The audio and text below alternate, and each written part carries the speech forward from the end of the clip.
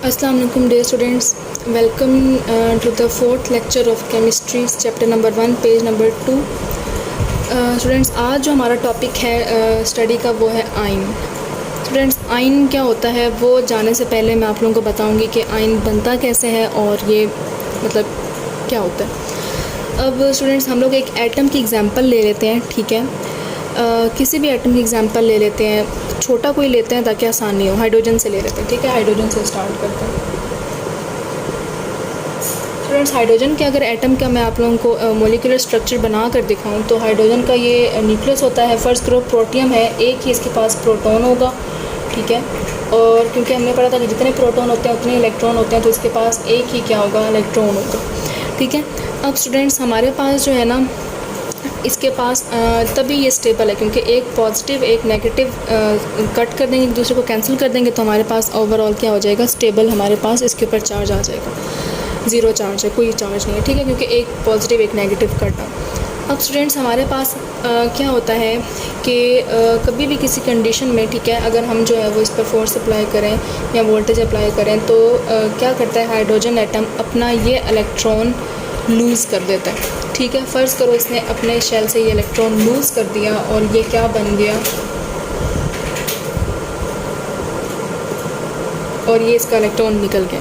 अब स्टूडेंट्स, आप लोग देखें, इलेक्ट्रॉन नहीं है इसके पास, सिर्फ एक पॉजिटिव है, ठीक है, एक प्रोटॉन है।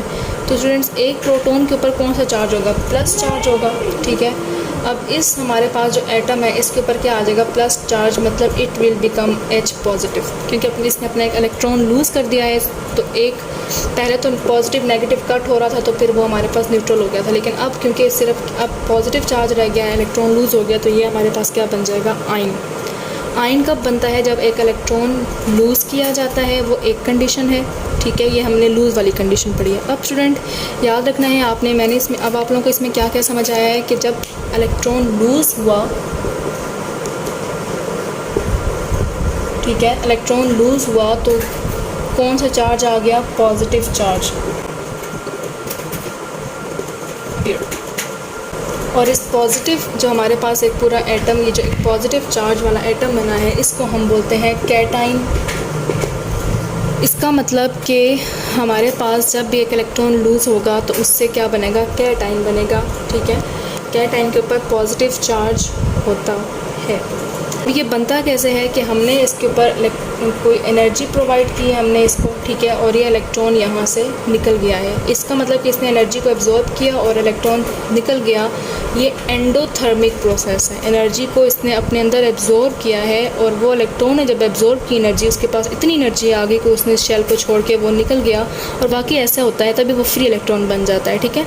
तो अब ये एक एंडोथर्मिक प्रोसेस है, मीन्स कि इलेक्ट्रॉन लूज़ कब होगा, जब वो एनर्जी को एब्जॉर्ब करेगा, means formation of cation is an endothermic process.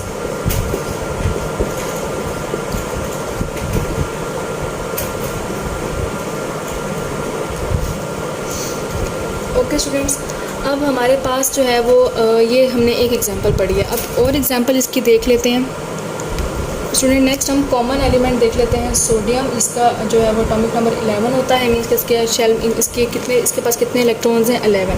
अब मैं आप लोगों को जो है ना नहीं बताऊंगी कि न्यूक्लियस में क्या है, ठीक है। न्यूक्लियस हम ऐसे ही ड्रॉ कर लेते हैं। ये हमारे पास फर्स्ट शेल है, ये हमारे पास सेकेंड शेल है, दैन ये हमारे पास थर्ड शेल है। स्टूडेंट्स, फर्स्ट शेल में हमारे पास हमेशा 2 इलेक्ट्रॉन्स होते हैं, ये हो गया स्टेबल, ठीक है।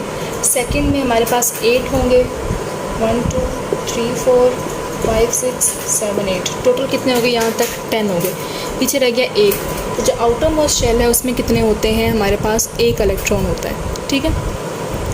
अब स्टूडेंट्स, हमारे पास sodium can lose this 1 electron, ठीक है। ये इलेक्ट्रॉन लूज़ कर देगा। क्यों लूज़ करेगा, क्योंकि अगर इसने ये इलेक्ट्रॉन लूज़ कर दिया तो इसके पीछे कितने शेल में रह गए, 8 इलेक्ट्रॉन।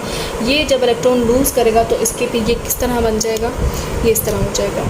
ये सोडियम है, ये इसका फर्स्ट शेल, ये इसका सेकेंड शेल, ठीक है, क्योंकि वो इलेक्ट्रॉन लूज़ कर दिया तो वो शेल भी ख़त्म हो जाएगा। ये इसमें 2 और इसमें 8। अब स्टूडेंट्स याद रखना है कि जब ये एक इलेक्ट्रॉन है तो किसी को दे देगा या शेयर करेगा। ख़ास तौर पर ये ज़्यादातर ये दे ही देता है क्योंकि ये स्टेबल हो जाता है। इसका ऑक्टेट कंप्लीट हो गया, अब ये इसका आउटरमोस्ट शेल है और इसके 8 इलेक्ट्रॉन है और ये स्टेबल हो गया है, तो इसीलिए ये एक इलेक्ट्रॉन देना बहुत जल्दी प्रेफर करता है। सिर्फ यही नहीं, फर्स्ट ग्रुप के सारे एलिमेंट्स सोडियम, हाइड्रोजन, हाली, ने, की, रब से फरियाद, ये सारे इन सब के आउटरमोस्ट शेल में एक इलेक्ट्रॉन होता है और ये उसको दे देना प्रेफर करते हैं क्योंकि ये फिर स्टेबल हो जाते हैं, ये अपना ऑक्टेट जो है वो अचीव कर लेते हैं। अब स्टूडेंट्स, अब इसने भी एक इलेक्ट्रॉन लूज़ किया है तो इसके ऊपर भी क्या आ जाएगा, Na+1 कैटाइन बन जाएगा, क्योंकि एक इलेक्ट्रॉन लूज़ कर दिया तो एक प्रोटॉन ज़्यादा हो जाएगा इसके पास, ठीक है। वैसे इसके प्रोटॉन भी 11 थे, इलेक्ट्रॉन भी 11 थे, इट वाज स्टेबल। इसमें प्रोटॉन भी 11, इलेक्ट्रॉन भी 11, लेकिन यहाँ पर प्रोटॉन तो 11 है बट इलेक्ट्रॉन अब 10 रह गए, ठीक है। तो मतलब एक पॉजिटिव चीज़ एक क्या होगी, ये ज़्यादा हो गया तो इसके ऊपर क्या आ जाएगा, +1 आ जाएगा। तो स्टूडेंट्स, अब हमारे पास जो है ना ये क्या है, ये वो चीज़ है कि इसने कितने इलेक्ट्रॉन लूज़ किए हैं। अब कई होते हैं वो 2 इलेक्ट्रॉन लूज़ करते हैं, हम उसकी भी एग्जांपल देख लेते हैं। स्टूडेंट्स, हम एग्जांपल देखते हैं बेरिलियम की, जिसके पास 4 इलेक्ट्रॉन्स होते हैं, ठीक है। 4 इलेक्ट्रॉन किस तरह होंगे, क्या मैं आपको बनाकर दिखाती हूँ। ये न्यूक्लियस है, ठीक है, ये इसका फर्स्ट शेल, ये इसका सेकंड शेल। फर्स्ट शेल में बेरिलियम के पास होते हैं 2 इलेक्ट्रॉन और सेकंड शेल में तो इसके पास होते हैं 2 इलेक्ट्रॉन, ठीक है, क्योंकि 2 और 2 फिर क्या हो जाएंगे, 4।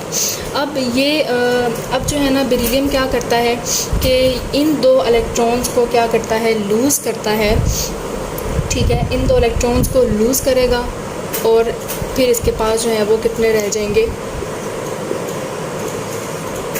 बस एस सब शेल में 2 इलेक्ट्रॉन्स रह जाएंगे, ठीक है। अब ये जो आउटर मोस्ट शेल से 2 इलेक्ट्रॉन को लूज़ करता है, तो पहले तो बेरिलियम था, ठीक है, 4 था, अब ये क्या रह गया है, बेरिलियम +2 हो गया, क्योंकि इसने 2 इलेक्ट्रॉन लूज़ कर दिए हैं। पहले इसके अंदर जो है वो +4 और बाहर -4 था, ठीक है, लेकिन अब यहाँ पर +4 और -2 रह गया, तो +4 -2 क्या हो जाएगा, +2 इसके पास जो है वो चार्ज आ जाएगा, ठीक है, क्योंकि इसने 2 इलेक्ट्रॉन्स क्या कर दिए हैं, लूज़। स्टूडेंट्स, एक बात आपने याद रखनी है कि ग्रुप नंबर की बेस पर हम लोग को चार्ज पता चल जाएगा। जैसे कि फ़र्स्ट ग्रुप में जितने भी होंगे, ठीक है, हाइड्रोजन, लिथियम, हाली, ने, की, रब से फरियाद, फर्स्ट ग्रुप है तो इन सब के ऊपर कौन सा चार्ज होगा, +1। देन कम्स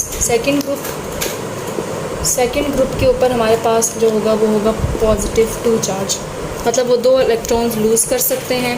अब उसमें कौन कौन से आ जाते हैं, बी, मद, का, सर, भा, रा, ठीक है।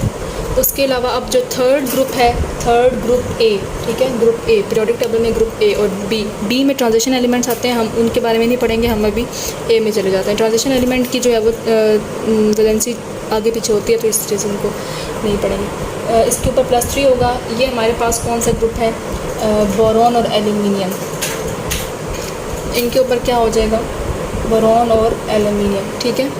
उसके बाद जो है वो हमारे पास फोर्थ ग्रुप है, इनके ऊपर +3 हो जाएगा। फोर्थ ग्रुप जो है ग्रुप ए, इसके ऊपर हमारे पास आ जाएगा +4, ठीक है। इसमें हमारे पास कौन से होते हैं, इसमें कार्बन, सिलिकॉन, ठीक है, ये आ जाते हैं। अब स्टूडेंट्स, हमारे पास जो है वो जितने एटम लूज़ करेंगे, इलेक्ट्रॉन लूज़ करेंगे, उस बेस पर हम बताएंगे कि इसके ऊपर चार्ज क्या है, ठीक है। तो हमारे पास जो है वो काफ़ी, ये सारे मेटल्स हैं, ठीक है, मेटल्स हैं। अब Na पॉजिटिव, K पॉजिटिव, ठीक है, ये हमने 2 यहाँ से एग्जांपल ले लिए हैं। Ca +2, ठीक है, यहाँ 2 पॉजिटिव। उसके बाद Mg2 पॉजिटिव, ये हमने यहाँ से एग्जांपल ले लिया है। देन एल्यूमिनियम के ऊपर 3 पॉजिटिव, ये हमने थर्ड ग्रुप से ले लिया है। सिलिकॉन के ऊपर 4 पॉजिटिव, ये हमने फोर्थ ग्रुप से ले लिया है, ठीक है। यहाँ हमारे पास जो है वो अब स्टूडेंट्स, हमारे पास ये तो हो गया कैटाइन। अब एनाइन का इंशाल्लाह हम नेक्स्ट लेक्चर में देखते हैं।